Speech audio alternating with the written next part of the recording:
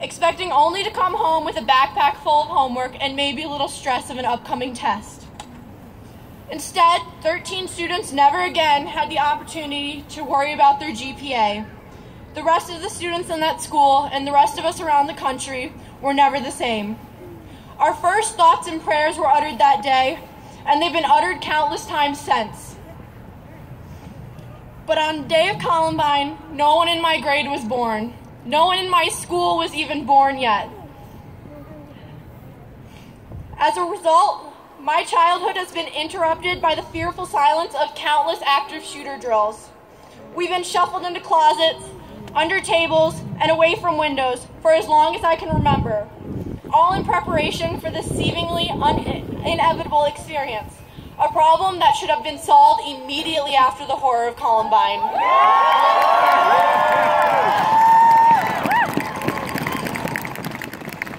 Every child you know has never lived in a world where their school was considered safe. I vividly remember the first time I was shuffled into a closet. There were 2 teachers, a student teacher, and about 20 of my peers.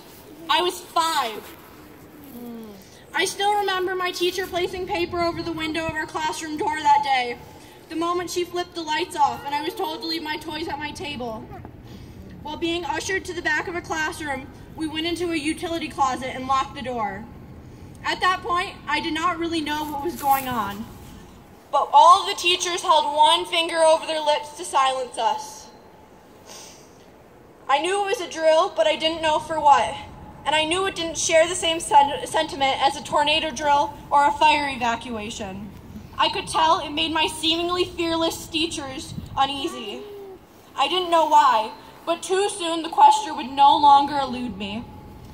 Since that day, I was taught how to hide, how to look for a closet with a lock every time I entered a new classroom. I have been told which bookcases I should push in front of a door in case of an emergency, and shown how to stack layers between me and the windows.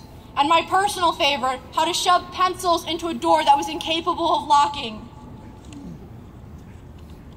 When I am in class, if the door is left open, I sit in fear rather entrenched in my notes. I ask myself who would run towards the door to shut it.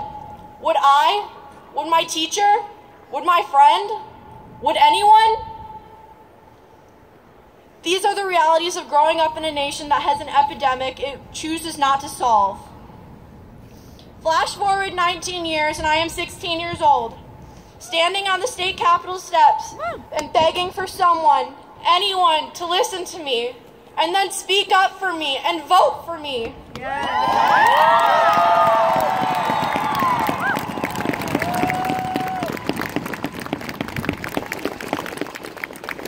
You may say that I'm just a child and I do not fully understand my government. You are correct. I am just a child, and I want nothing more than to be hopelessly consumed in my March Madness bracket, not marching for my life. I want to be worrying about the exam results, not wondering if the test will be late due to a school safety threat. I want to be nervous about doing a presentation in front of my class, not thousands of people.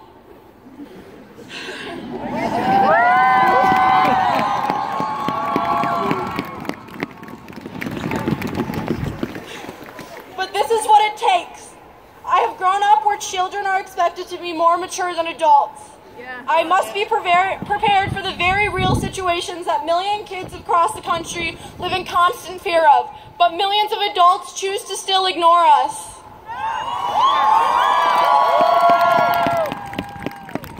Throughout this whole process of organizing this march, I have been told so many things by people who think they know better than I.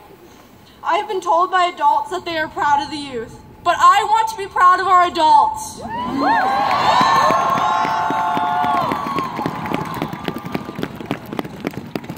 So please stand up and speak up for us.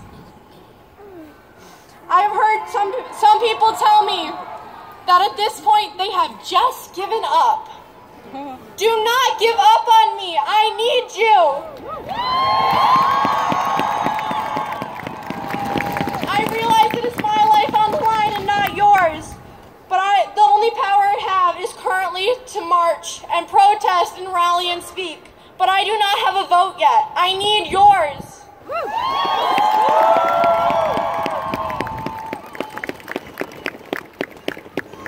Please persist. Do not give up. Do not give in. And do not wait for someone else to solve this problem.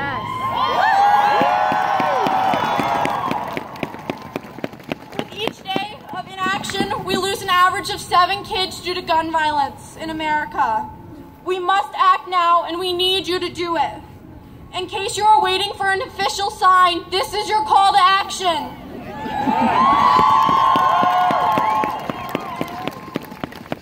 If you don't know a victim right now, it's only a matter of time.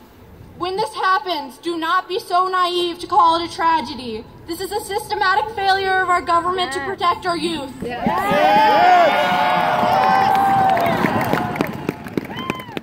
their names. Make them live on. Say not one more. Not one more. Not one more. Not one more. Not one more. Not one more. Not one more. Not one more. Not one more. I want to make sure that my message to you today is clear. Stop covering up our mistakes and start owning up to what we have done, which is nothing. Own up to our culture that we have created that normalizes the slaughter of children. Do not give my teacher a gun when my teacher could not give all students textbooks. Do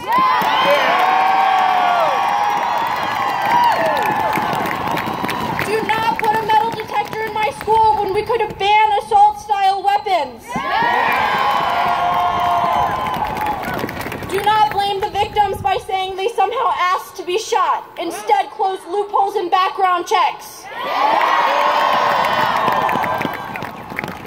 Limit magazine sizes instead of limiting active shooter response times.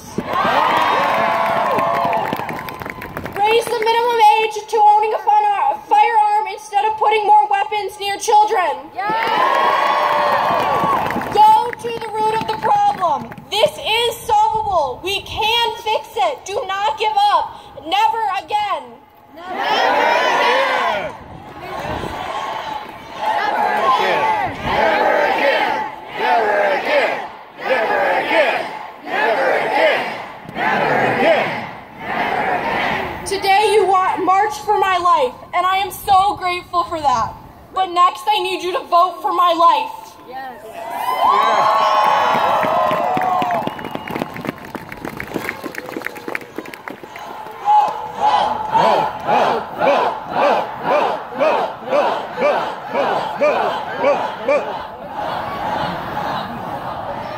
All right, next up we have Michael Jones, MTI representative.